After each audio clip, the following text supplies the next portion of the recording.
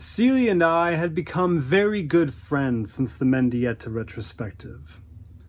After bumping into each other and finally speaking, we met every week at the new museum until the exhibition closed.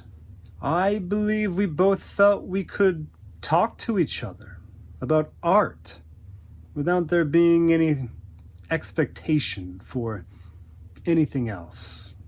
When the conversations were about art, they were purely about art. It wasn't about competition with each other or wanting to screw like other artists. These were conversations, and I hadn't really had that with many other people before then. Still, I was surprised by what she asked me to do. I'd gone to the show at the Stanton Gallery, of course, but by the time I arrived, she wasn't there. I asked anyone who I recognized, and then I asked anyone I did not. Why isn't Celia at her opening? I was apparently so late that no one I asked had even seen her leave. So I took a very long and winding walk back to my apartment in the Lower East Side. By the time I returned home, my answering machine blinked red.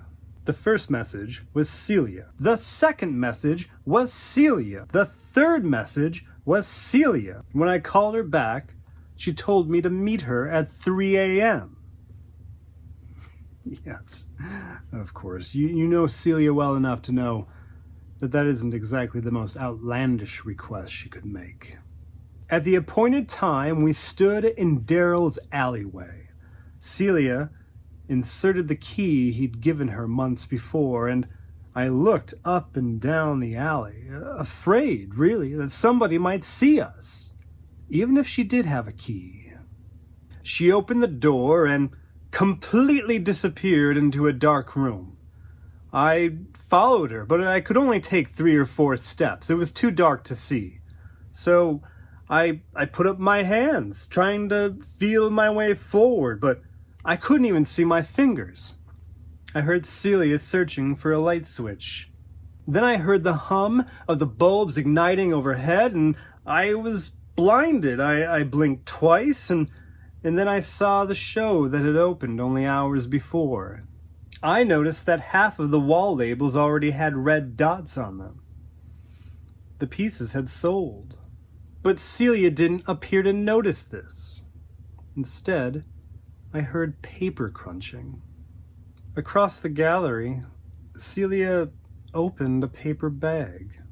She crumpled up one of the piece's student drawings. She started crumpling all of them up into balls and tossing them into the paper bag. She turned back to me and said, "Hurry, all of these."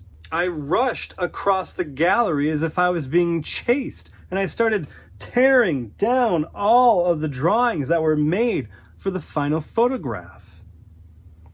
No, I didn't ask any questions. It was her work, and it was her command.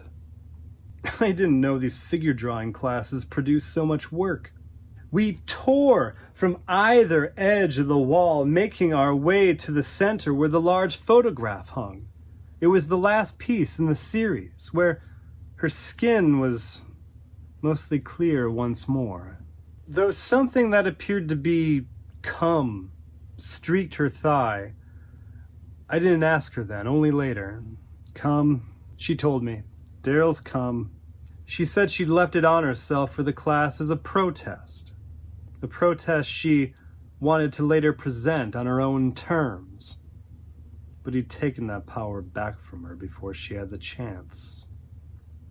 We filled the paper bag, and then she pulled the frame off of the wall. It fell to the ground and shattered face down. I looked at her, wondering if she'd meant to do that. She was already on her knees, tearing the back of the frame off. She pulled the photo out of the frame, and that too was crumpled up and jammed into the paper bag. I had never run across Manhattan before. It is 2 miles wide. But we ran that night. We ran back to the Lower East Side. We saw a man hunched over a garbage can fire on the sidewalk. Yes, the city still had these fires then. Celia pointed at the can, startling the man. She said we should burn the paper bag and everything in it. Her first show made a wonderful flame.